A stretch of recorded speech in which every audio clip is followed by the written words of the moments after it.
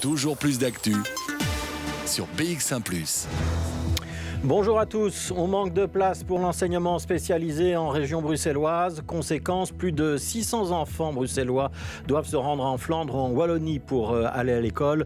On en reparle dans quelques minutes avec Sabine Rigelheim.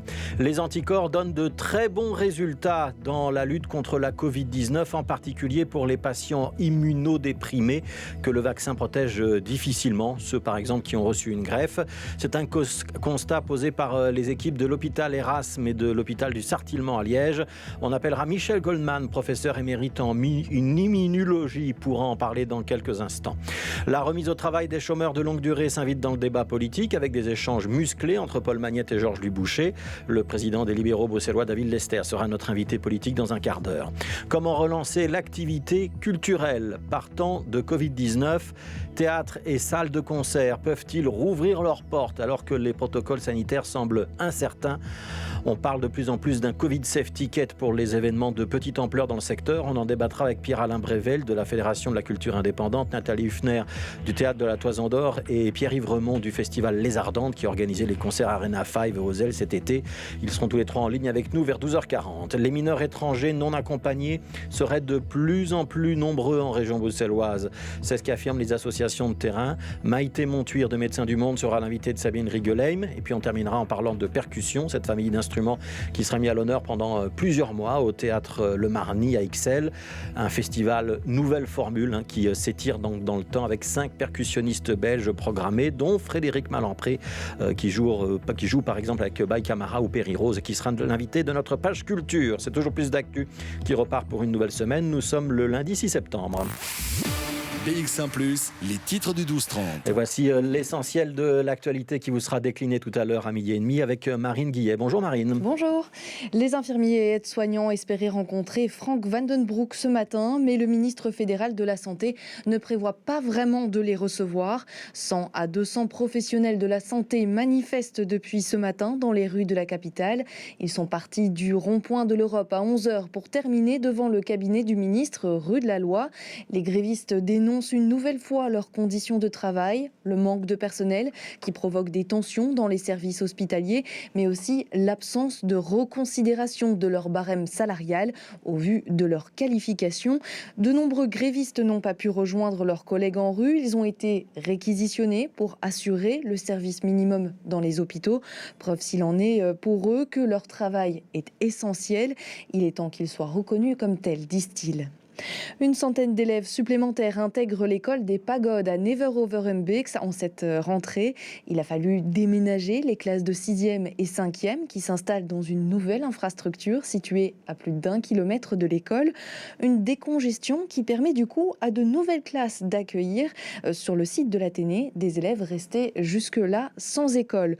Ce week-end, ils étaient encore 119 élèves à chercher une école en région bruxelloise. Le procès des attentats du Bataclan s'ouvre ce mercredi à Paris. Le 13 novembre 2015, Ben assistait au concert avec son frère. Ils n'ont pas été blessés. Ils ont à ce moment-là parlé avec les terroristes. C'est Camille Tenquin qui l'a rencontré ce matin. Elle dressera son portrait dans le 12h30. Donc Fabrice. Voilà, rendez-vous tout à l'heure. Donc dans un petit peu moins de 30 minutes maintenant. Marine Guillet, merci. BX1+. L'édito Fabrice Grosfilet. Ils ne se font plus de cadeaux. C'est le constat qu'on dressait déjà vendredi au sujet de la réforme des pensions. Les anicroches entre socialistes et libéraux se sont poursuivis tout le week-end par interviews interposées. Les dernières déclarations sont passées des pensions à la gestion du chômage. Georges Louis-Boucher, dont le soir est sur RTL ce week-end, a ainsi fait part de son souhait de sanctionner les chômeurs longue durée qui refuseraient à 2 reprises un poste ou une formation dans un métier en pénurie. Ce demandeur d'emploi-là serait donc exclu des allocations de chômage et renvoyé vers les CPS. Travail forcé, sanctions, ces recettes libérales ne marchent pas, a répondu Paul Magnette. Les recettes socialistes, c'est la culture du chômage et les échecs sociaux, a encore riposté Boucher. Paul Magnette, Georges Louis-Boucher sont donc désormais dans l'affrontement direct dans les médias, sur Twitter, à la tribune. Ils ne s'épargnent plus. Pire, on sent que cette tension débouche sur une forme de surenchère, puisqu'on ne discute plus du fond des dossiers.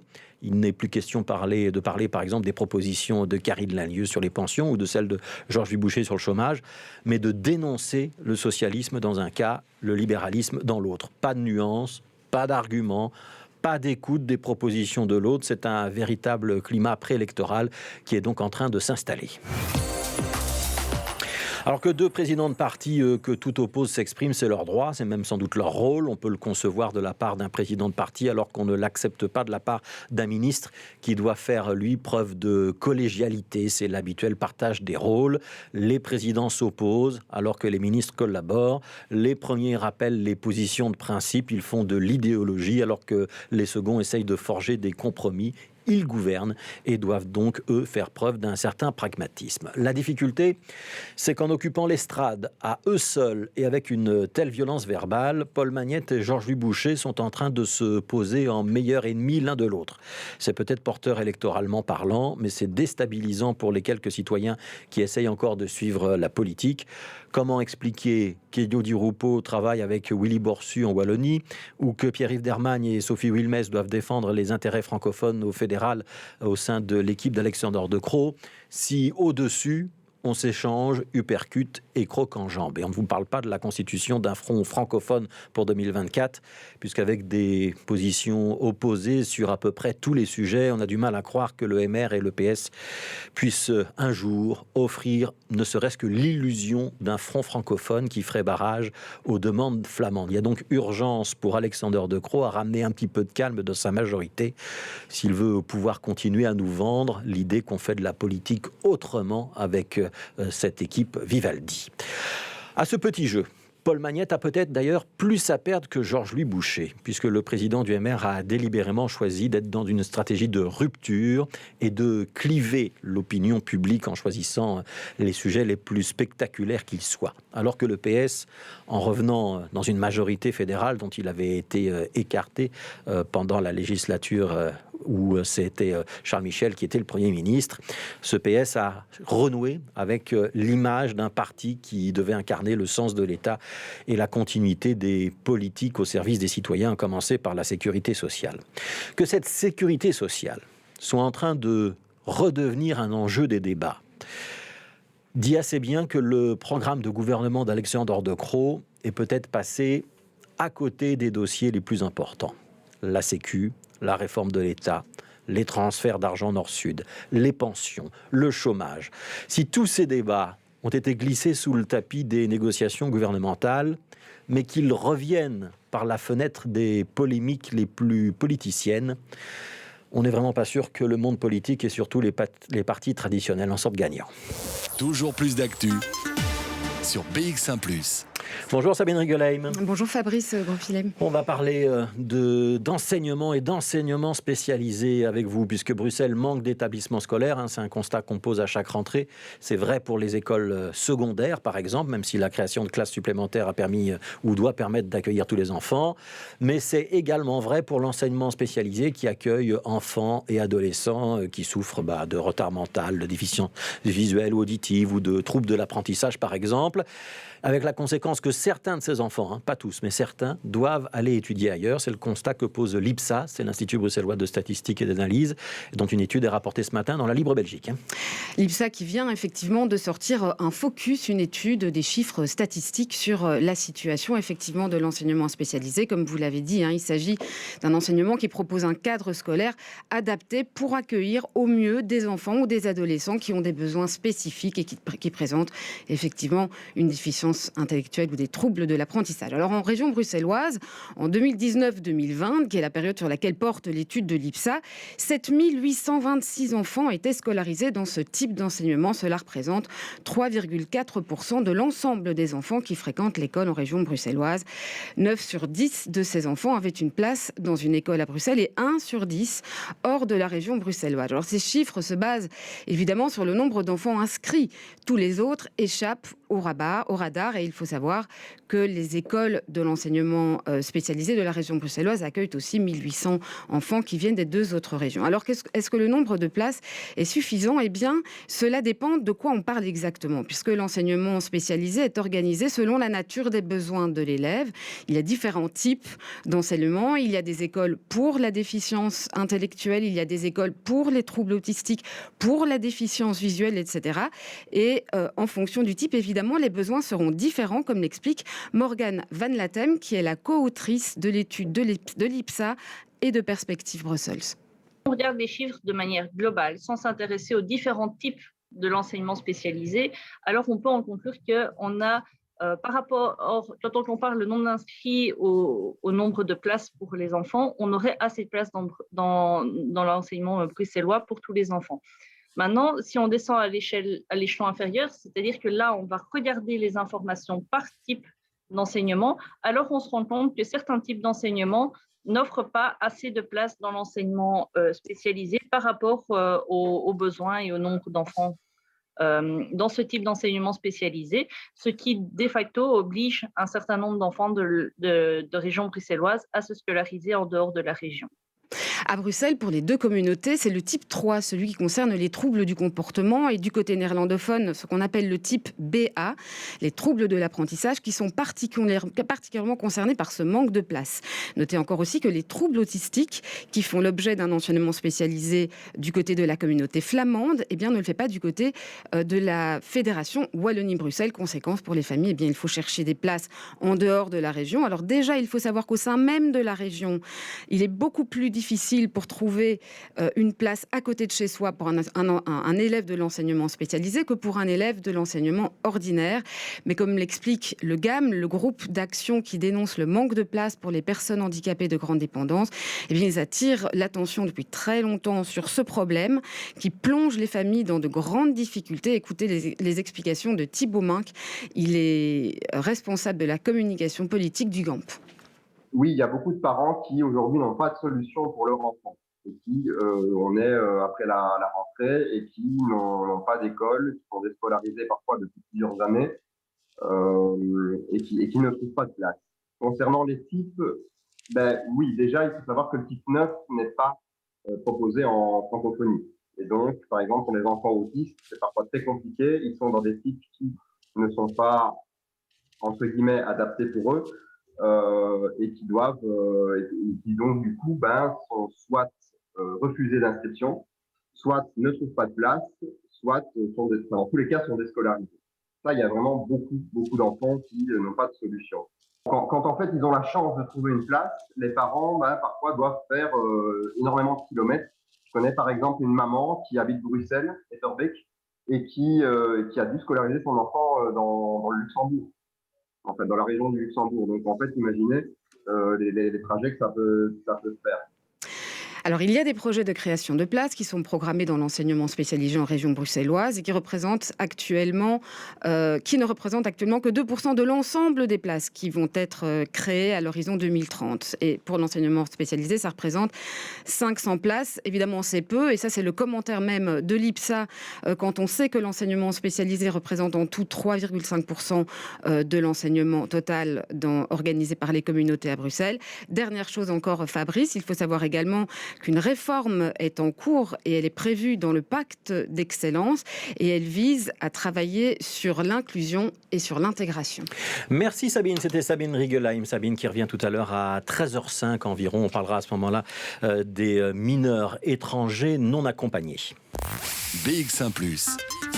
Toujours plus d'actu. Pour l'instant, on va faire un petit détour dans notre émission par la Covid-19 dont on parle hélas toujours très souvent, mais c'est parce que cette maladie est toujours là et constitue toujours une menace, avec peut-être une nouvelle positive qu'on a souhaité partager avec vous ce matin. Ce sont des bons résultats obtenus par les équipes de l'hôpital Erasme, donc l'hôpital qui dépend de l'ULB, et le CHU du Sartillement qui dépend, lui, de l'Université de Liège, pour le traitement de patients immunodéprimés. Bonjour Michel Goldman, merci d'être avec nous. Je rappelle que vous êtes professeur émérite en immunologie, professeur émérite de l'Université libre de Bruxelles. On parle d'une étude sur un nombre relativement restreint de patients immunodéprimés, donc de patients transplantés. Et cette étude, elle révèle que l'adjonction d'anticorps a été très très bénéfique pour ces patients. Vous pouvez nous expliquer ce qui s'est passé ?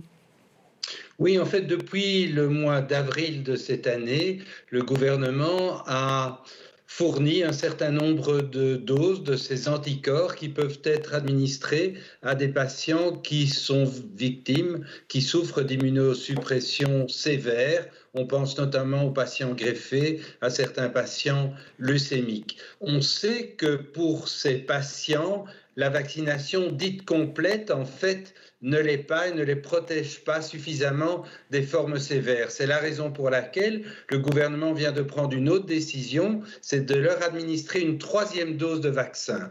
Malheureusement, on sait que cette 3e dose sera efficace chez une partie d'entre eux, laissant un certain nombre de ces patients immunodéprimés quand même à la merci d'une infection. Et ce que ces observations démontrent, c'est que chez eux, l'administration précoce immédiatement après le diagnostic de ces anticorps, va leur permettre l'hospitalisation et l'évolution vers les formes graves, qui est en fait la règle chez ces patients lorsqu'on ne fait rien. Donc, 2 conclusions importantes. Chez ces patients, il est capital qu'ils continuent à se protéger, masque, mesures barrières, et que leur environnement soit attentif à leur vulnérabilité. Et deuxième leçon, si malheureusement ils s'infectent quand même, malgré éventuellement même une 3e dose, eh bien on sait aujourd'hui qu'on a une bouée de sauvetage sous la forme de ces anticorps. Alors, c'est un résultat. Donc, on parle, je pense, d'un traitement, si j'ai bien lu, sur 9 patients, il y en a 8 d'entre eux qui ont été, on va dire, sauvés, en tout cas guéris grâce à ces anticorps. Est-ce que ça ouvre des perspectives pour les patients qui ne sont pas immunodéprimés, parce que là, on parle de patients qui ont fait l'objet d'une greffe du rein ou du poumon, par exemple, qui sont donc des patients très fragilisés. Est-ce qu'on pourrait appliquer la même recette, donc ces anticorps, à des patients qui ne sont pas immunodéprimés ? Mais écoutez, il y a un débat en cours en Europe, dans notre pays, aux États-Unis, sur le fait d'identifier des patients qui sont en fait immunodéprimés, mais qui l'ignorent. On pense notamment à certains patients seniors atteints de certaines comorbidités. On sait que certains de ces patients ne répondent pas bien non plus au vaccin.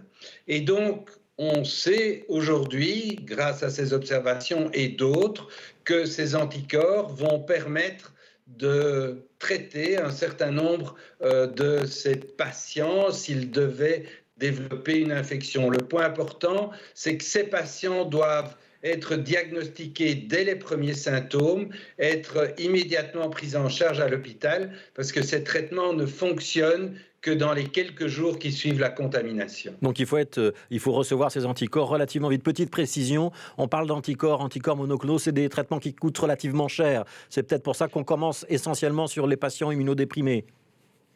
Alors, ce sont des traitements qui coûtent entre 1500 et 2000 euros, mais on parle d'un traitement unique. Alors, si vous comparez ce coût à celui d'une hospitalisation, il est clair que c'est un traitement qui est bénéfique. La difficulté est effectivement d'identifier les patients chez lesquels on peut craindre une évolution péjorative, qui sont ceux qui seront éligibles pour ces traitements. Je résume, Michel Goldman, en tout cas ce que moi j'ai compris. Donc, patients immunodéprimés, le vaccin ne protège pas suffisamment. Par contre, le vaccin plus les anticorps, ça c'est un cocktail qui a donné de très très bons résultats et qui permet donc d'éviter les complications, les formes graves pour ces patients qui sont des patients fragiles. Dernière question, est-ce qu'on peut imaginer que ce cocktail vaccin plus anticorps, ou dans l'autre sens, anticorps plus vaccin, ce soit encore mieux que le vaccin pour tout le monde ? Non, alors je ne parlerai pas de cocktail. Je pense que ces anticorps viennent s'additionner, sont un complément au vaccin. La première arme, la première mesure, c'est la vaccination la plus large possible, en particulier chez ceux qui sont les plus vulnérables. Il faut plutôt voir ces anticorps, comme je dis, comme une bouée de sauvetage. Au cas où le vaccin n'a pas exercé les effets attendus, eh bien, on peut encore, si vous voulez, traiter, sauver un certain nombre de ces patients très vulnérables grâce à ces traitements.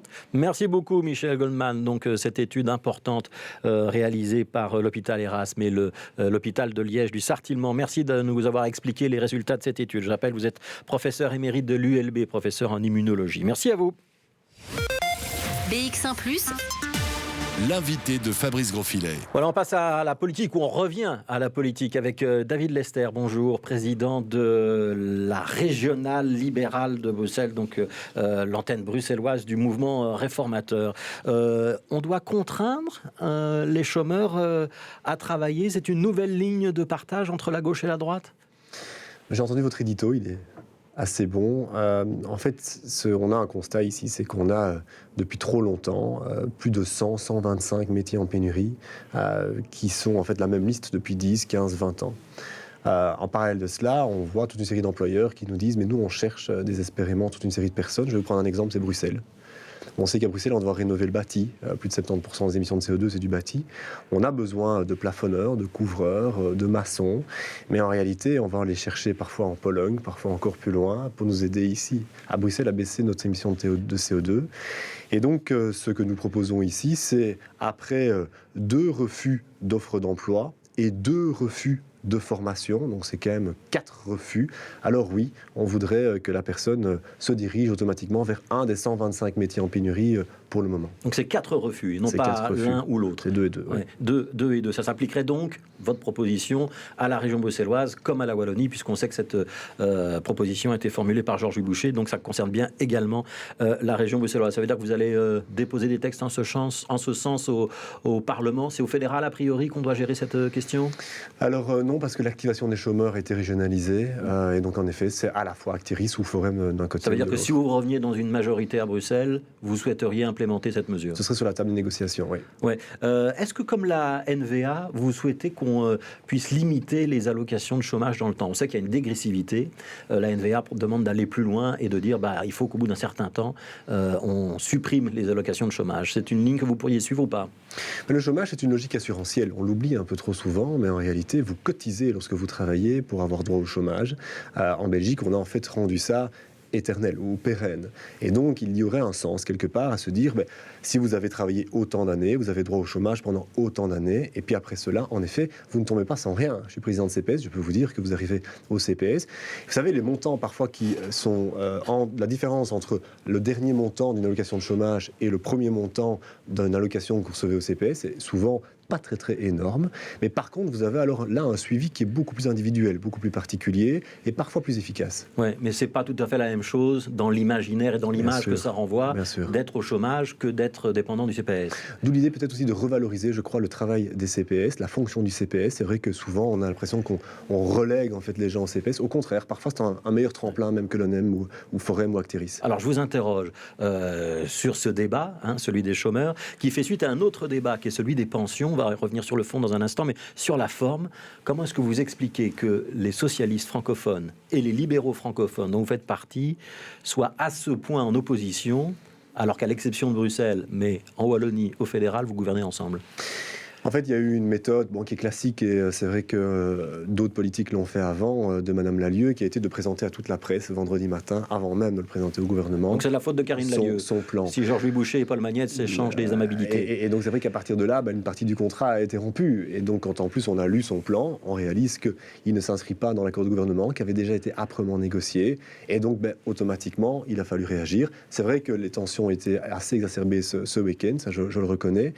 Mais à un moment donné, c'est vrai qu'on est aussi aussi là pour défendre un projet politique. Et on savait aussi que, très certainement, avec cette Vivaldi, le débat n'allait pas se limiter aux frontières des élections. Il allait probablement se porter sur tout au long de la législature. Elle est encore solide, cette coalition. Elle va tenir jusqu'en 2024. Oui, je pense honnêtement, je suis assez optimiste. C'est vrai qu'il y a un choix et un débat politique assez lourd avec les présidents de parti, comme vous l'avez dit. Mais au sein même du gouvernement, il y a une volonté d'être le plus constructif possible, ce qui n'empêche de... Donc les présidents peuvent se taper dessus. Tant que les ministres travaillent ensemble, ça va. Ça n'empêche que les ministres ne se tapent pas dessus non plus. Ça, je vous rassure. Ouais. Ça, ils sont 7. Mais ça pose tout le débat aussi du système belge. Ils sont 7 à la Vivaldi.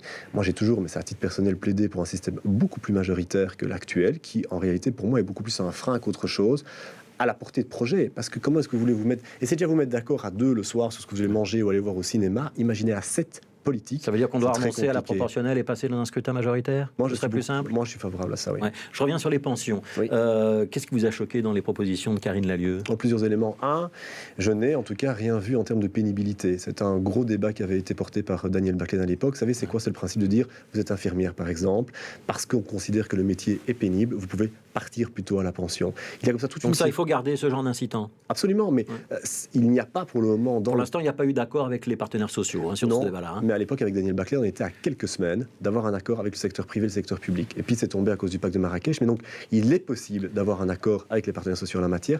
C'est hautement nécessaire. Il y a l'autre volet qui est aussi la soutenabilité financière de la réforme. C'est vrai que Madame Lallieu dit qu'elle veut une réforme qui prenne en compte la justice sociale. La justice sociale, c'est aussi assurer qu'on ne reporte pas la facture à ma génération ou aux prochaines Elle dit que ce serait budgétairement neutre à l'horizon 2040. Nous avons des gros doutes par rapport à ça. Ouais. Ouais. Vous ne croyez pas ces chiffres? Non. Ouais. Sur l'idée qu'on doit pouvoir partir à partir de 60 ans, 42 ans de carrière. Vous n'êtes pas d'accord? Mais en fait, la Belgique était, jusqu'à Daniel Baclen, un des pays où on partait européen, où on partait le plus tôt à la pension. C'est 59 ans. On a pu remonter ça à 62 ans maintenant. Donc en quelques années, ce qui est plutôt c'est la moyenne, pas mal, puisque l'âge légal de la pension, ce sera bientôt 67 ans. Avant, c'était 59, voire même avant. Et donc, c'est vrai que si vous regardez justement les tableaux budgétaires par rapport au financement de la pension dans les 10, 15, 20, 30 prochaines années, il faut qu'on travaille sur cet âge de départ à la pension. Donc on doit tous se préparer à travailler plus longtemps? Oui. Y compris ceux qui ont eu des carrières longues, qui ont commencé à travailler à 18 ans? Et c'est justement ce dont je vous parlais avant, c'est tout l'intérêt de pouvoir développer une réforme de la pénibilité. Si vous avez opéré un travail qui est dit pénible tout au long de votre carrière ou en partie de votre carrière, il est normal que vous partiez plus tôt. Mais il faut pouvoir faire un ajustement entre vous et d'autres. Il y aura une négociation entre socialistes, libéraux et puis les autres partenaires du gouvernement, parce qu'il y a aussi des néerlandophones. Absolument, et puis aussi des écolos. On aura une réforme des pensions dans les mois qui viennent. On le doit. Écoutez, c'est particulièrement frustrant qu'on ne l'ait pas eu encore plus fortement lors du dernier gouvernement. Ce coup-ci, on ne peut plus trop se louper, parce qu'on arrive en 2024 après. Regardez l'évolution du financement de la sécurité sociale, dont les pensions.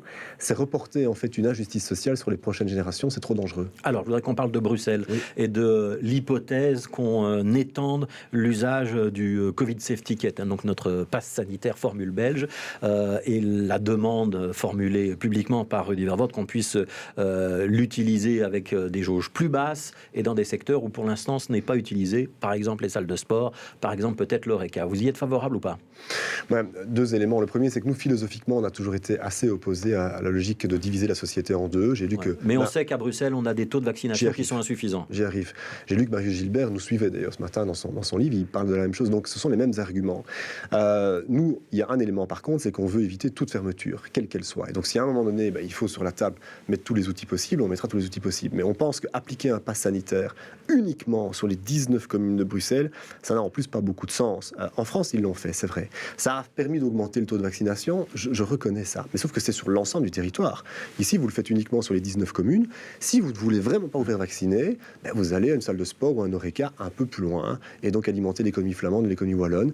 Ça, on trouve que ça n'a pas de sens. Ça veut dire que vous allez vous opposer à ce projet, parce qu'on sait que pour pouvoir le faire, il faut un accord de coopération, donc il faut l'accord du fédéral, mais aussi des régions, notamment de la Wallonie, où vous êtes dans la majorité. Oui. Vous allez bloquer ou pas? Non, nous respectons l'indépendance des régions, et donc si... Donc il n'y aura pas de blocage de la part du mouvement réformateur, contrairement à ce qui a été écrit dans la presse, par exemple, vendredi. C'est la région bruxelloise. Alors on demande la liste ici, de où jusqu'où ils veulent étendre ce Covid Safety Kit, mais si la région bruxelloise veut le faire, c'est son autonomie. Donc elle pourrait le faire pour l'Horeca, pour les salles de sport éventuellement. Ça veut dire que c'est un échec quand même de la vaccination.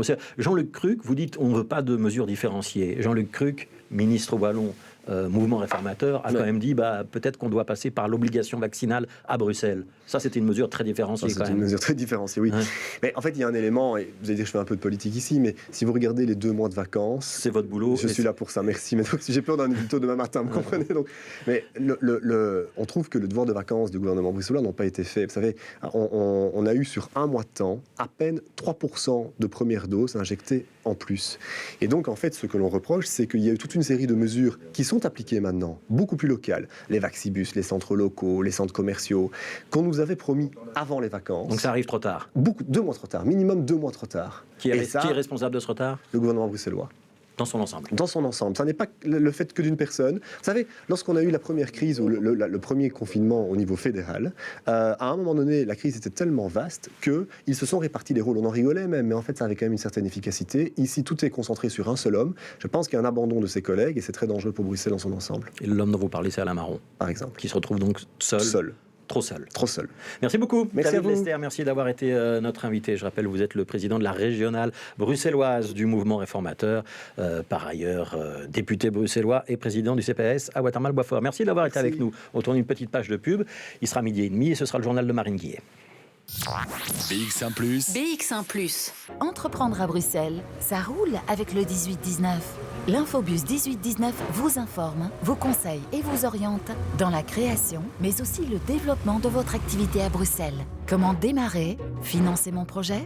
Y a-t-il des subsides ? Qui peut m'aider et m'accompagner ? Les conseillers du 18-19 répondent à toutes vos questions. Rendez-vous à l'infobus 18-19 près de chez vous. Nous sommes bientôt dans votre quartier. À bientôt. Vivez l'esprit libre à la résidence Domitis L'Écrin Vert au cœur d'Oderghem. Je fais la natation, je fais le yoga, je fais la gym, je fais tout ce qui se présente.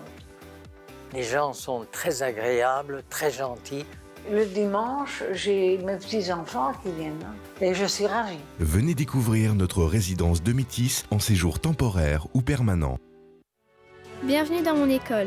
Ici, à l'Athénée Royal André Thomas de Forêt, l'école propose un enseignement de techniques de transition et de qualification. Moi, perso, j'ai été emballée par les options techniques que l'école propose. On peut devenir informaticien, animateur ou encore comptable dès l'obtention de notre diplôme en réto. On évolue chaque jour dans un endroit où tout le monde progresse dans le même sens. 12h30, le journal. Journal qui vous est présenté aujourd'hui par Marine Guillet. Bonjour. Manifestation du personnel infirmier ce matin. Les grévistes dénoncent une nouvelle fois la dégradation de leurs conditions de travail. Ces infirmiers et infirmières veulent une meilleure reconnaissance de leurs qualifications et qu'elles se voient sur leur fiche de paye. 100 élèves supplémentaires intègrent l'école des Pagodes en cette rentrée. Il a fallu déménager les uns pour accueillir les autres. Portrait dans ce journal de Ben, rescapé des attentats de Paris. Il se trouvait au Bataclan le 13 novembre 2015. Il témoignera à Paris lors du procès qui s'ouvre ce mercredi. C'est un SOS que les soignants en détresse envoient au ministre fédéral de la Santé, Frank van den Broek. Une fois encore, infirmières, infirmiers et aides-soignants se rassemblent pour faire entendre leur désespoir face à leurs conditions de travail pénibles, face au manque d'effectifs et de reconnaissance de leur profession. Michel Guéhière, vous êtes gare centrale, vous suivez le cortège. Ces professionnels de la santé auraient pu être plus nombreux encore ce matin à manifester, mais beaucoup ont été réquisitionnés pour assurer les soins dans les hôpitaux. Oui, comme on manque de personnel, que le personnel se dit en plus mal payé, mal reconnu pour son travail, il a été difficile d'avoir autant de monde. Ils étaient tout de même 200 à répondre à l'appel de ce nouveau syndicat. Il s'appelle Union for You, syndicat autonome belge des praticiens de l'art infirmier. Ils ont donc organisé ce rassemblement qui a débuté sur le coup de 11h, gare centrale. Et maintenant, le cortège est parti depuis un gros quart d'heure. Il est en branle en direction du cabinet du ministre Frank van den Broek avec l'espoir d'une rencontre. Mais ça n'est pas encore confirmé. Effectivement, ils l'ont dit, on aurait voulu être plus nombreux, mais il est difficile de mobiliser un nouveau syndicat parce qu'ils estiment que ces revendications qui sont connues du secteur ne sont pas assez bien défendues par les syndicats traditionnels. Écoutez notamment la trésorière de ce nouveau syndicat que nous avons interrogé il y a quelques minutes. Il manque la reconnaissance de la pénibilité. Alors ça, c'est vraiment quelque chose qui est essentiel. Reconnaître que notre métier est difficile, pénible et que donc on peut avoir des aménagements de fin de carrière pour pouvoir tenir sur la durée. Alors c'est pas nécessairement partir plus tôt à la pension, mais c'est pouvoir aménager son temps de carrière pour pouvoir tenir plus longtemps dans les services qui sont difficiles. C'est remonter les normes d'encadrement, parce qu'on travaille avec des normes d'encadrement qui datent d'il y a des années et des années. Donc c'est essentiel que les infirmières puissent travailler en nombre maximal pour donner des soins aux patients. C'est la reconnaissance par la rémunération, parce que ça fait des années qu'on n'a pas été augmenté.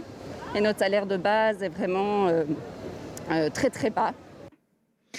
Cette rentrée encore de nombreux... Merci beaucoup Michel Gaillard qui se trouvait donc gare centrale. Cette rentrée encore de nombreux élèves et leurs parents ont sué jusqu'au dernier moment dans l'espoir d'avoir une place dans une école. À l'Athénée des Pagodes de Neder-Overembeek, on renforce la capacité scolaire grâce à l'ouverture de 4 classes supplémentaires. Les secondaires, eux, ont déménagé dans de nouveaux locaux à plus d'1 kilomètre de l'école, d'anciens bureaux reconvertis en classes donc. Écoutez Faouzia Harish, échevine de l'instruction publique. Elle était au micro de Jean-Christophe Peuzès. L'idée, c'était évidemment de mettre les élèves les plus autonomes de ce côté-ci, de manière à permettre aux élèves de première qui appréhendent, qui arrivent en secondaire, de se familiariser avec la vie scolaire à l'Athénée des Pagodes. On a créé 100 places supplémentaires sur le campus des Pagodes et ici se trouveront donc les élèves de 5e et 6e secondaire, c'est-à-dire à peu près 200 élèves. L'Athénée des Pagodes avait 140 places disponibles au départ et qu'il y avait à peu près 270 demandes. Donc en créant ces 100 places supplémentaires, on n'a pas encore répondu à 100% des besoins, mais enfin on s'en est rapproché extrêmement fort. Ce week-end encore, 119 élèves se trouvaient sans solution pour intégrer une école en région bruxelloise. Le procès des attentats de Paris s'ouvre ce mercredi à Paris. Le 13 novembre 2015, Ben se trouvait dans la salle de concert avec son frère. Ils s'en sont sortis indemnes, épargnés par l'un des terroristes à qui ils ont parlé. Il vit à Bruxelles depuis 3 ans et se reconstruit petit à petit. Mi-octobre, il sera appelé à témoigner face aux terroristes.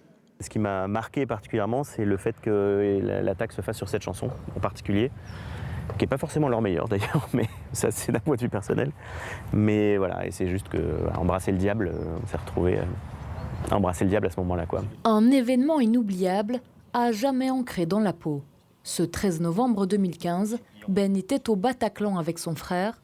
Lors de l'attaque, il a même parlé à l'un des terroristes, le suppliant d'épargner son frère. Ça dure, je sais pas, 20 secondes, 30 secondes, pas plus. Ouais, 20 secondes. Le temps de communiquer, ouais, il m'a dit 3-4 fois de fermer la porte. Puis il s'en va, mon frère vient, et voilà, et on ferme la porte. Heureusement, ni lui ni son frère ne ressortent blessés du Bataclan. Pour Ben, le choc post-traumatique survient quelques mois après les attentats. Au bout de 6 mois, effectivement, il y a un contre-coup qui tombe, et là, c'est le post-trauma, enfin, vous avez de l'hypervigilance. Bon, ça, c'était déjà depuis le début. Une fatigue extrême que vous expliquez pas, votre cerveau qui tourne tout le temps. Même quand vous dormez par épuisement, en fait, votre cerveau ne se repose pas, donc vous êtes tout le temps épuisé, quoi. Le procès s'ouvre ce mercredi. Il viendra témoigner au mois d'octobre, un moyen d'avancer sur le chemin de la résilience. C'est une étape. Ça ne servira pas à grand-chose d'un point de vue juridique, ou en tout cas pénal. D'un point de vue personnel, ça aide à marquer d'une pierre un milestone, quoi. S'il appréhende de se retrouver face aux accusés, rien ne l'empêchera de parler. Aujourd'hui, Ben va mieux et se reconstruit peu à peu. Un témoignage recueilli par Camille Tenquin. Passionnés de bière, oyez oyez, la confrérie des bières bruxelloises fait sa rentrée et pour l'occasion, l'ordre des Gambrinus vient d'introniser 6 nouveaux membres. La désormais 60aine de confrères et consoeurs s'est donnée pour mission de promouvoir les bières bruxelloises et les brasseries de tradition. On les appelle parfois les nuisibles et pourtant difficile de ne pas s'arrêter pour observer avec un regard parfois attendri les renards qui peuplent Bruxelles. C'est le cas de Thomas Jean, un photographe passionné par la faune bruxelloise qui capture à travers son objectif la beauté de la biodiversité de notre capitale. Il est à moins d'1 mètre de nous. Il vient voir ce qu'il y a dans l'appareil photo. Il est tellement près que que c'est impossible de faire des images. Avec son appareil, Thomas est ce qu'on appelle un photographe de biodiversité urbaine. Dans ce parc bruxellois, ce sont surtout les renards qu'il photographie et souvent, il ne faut pas aller bien loin pour en observer. Comme moi, j'observe la faune sauvage en milieu urbain depuis que je suis gamin, c'est vrai que je sais comment, quand et où observer. Et si on s'intéresse un tant soit peu à l'animal et à l'espèce en question qu'on veut observer, très rapidement, on va savoir où se diriger pour tenter d'observer le renard, par exemple, qui lui, pour le coup, est très présent à Bruxelles. Bonjour les gens, bienvenue dans ce nouvel épisode de la Minute Sauvage. Alors cette fois-ci, on va observer un animal qu'on a déjà vu, puisqu'il s'agit du martin pêcheur. La Minute Sauvage, c'est le pseudo de Thomas sur les réseaux sociaux, Instagram, YouTube et Facebook. Si au départ, l'objectif était de simplement partager ses clichés, aujourd'hui, il sensibilise à la bonne cohabitation avec les animaux sauvages. C'est un patrimoine, véritablement un patrimoine naturel, qu'on aurait tout intérêt à favoriser en simplement le préservant en fait. On vit avec la faune sauvage, elle est omniprésente, elle fait partie de l'environnement, au même titre que l'être humain. Et comment faire pour vivre avec quoi. Et ça, c'est un peu tout le travail que je fais. Dans le futur, Thomas aimerait pouvoir vivre de ses activités de photographe. Son premier livre dédié à la faune bruxelloise sortira le mois prochain. Et terminons avec l'actualité sportive bruxelloise. Ce week-end, c'était le coup d'envoi du championnat de Belgique féminin de hockey sur gazon. Le Daring s'est sèchement incliné face au Braxgat, 7-0. Un retour décevant pour les Molenbeekoises, bien décidées à faire mieux jeudi face à Malines. Chez les hommes, le Racing s'est imposé 4-2 face aux Dragons, champions de Belgique. Et toute l'actualité de hockey sera à découvrir ce soir dans votre nouveau magazine. C'est OK. Il sera présenté par Fanny Rocher à 18h45. Voilà, on a pris le rendez-vous. C'était le journal de Marine Guillet. 18h, prochain rendez-vous avec la rédaction de BX1. Ce sera un journal présenté par Muriel Berg. Dans la suite de cette émission, on va notamment vous parler de la liberté d'expression sur les réseaux sociaux. Ce sera avec Grégory Yonko aux alentours de 13h. Et puis, dans notre page culture, on vous emmènera au Théâtre Marny pour un festival qui va s'étaler dans la durée. Ce sera sur plusieurs mois et ce sera pour mettre l'accent sur les percussionnistes dans le jazz. On en parlera avec Fred Malampré tout à l'heure. BX1+. Le face-à-face. Pour l'instant, on va s'intéresser justement à la manière dont la culture va pouvoir reprendre en cette rentrée avec des protocoles qui sont pas toujours très très clairs, avec l'hypothèse d'un Covid Safe Ticket qui pourrait être généralisé à partir du mois d'octobre. Comment est-ce qu'on fait pour organiser la programmation d'une salle de concert, d'un théâtre, d'un autre événement culturel? On va en parler avec Pierre-Alain Rével, qui est président de la Fédération de la culture indépendante, Nathalie Huffner, qui est la directrice artistique du TTO Théâtre, et puis Jean-Yves Remond, qui est le porte-parole